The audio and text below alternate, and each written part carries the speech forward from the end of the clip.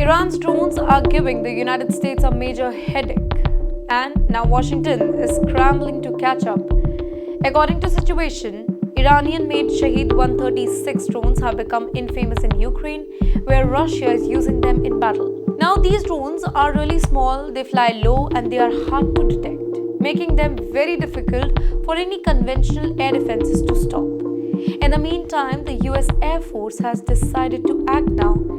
In a twist, it plans to acquire 16 drones that are reverse engineered copies of Iran's Shahed 136, and that too with the option to get 20 more. You know why? To test new counter drone system and figure out how exactly to stop these sneaky little aircrafts before they can even do the real damage. In the meantime, tensions are heating up elsewhere in the region. Azerbaijan has unveiled its first operational salvo naval drones, showing that even water-based drones are becoming a serious tool to modern warfare.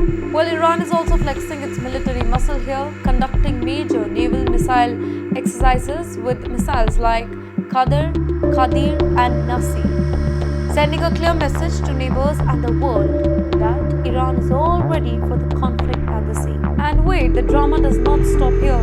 The Taliban reportedly handed over suspected British spies to Iran, while the US and the UK hit Iranian companies and individuals with new sanctions, tightening the economic pressure while the military games heats up. So, what's happening here is a mix of technology, strategy, and politics.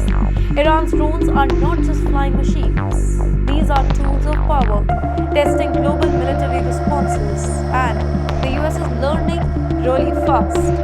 They are learning that in the era of drones, even small, cheap devices can cause big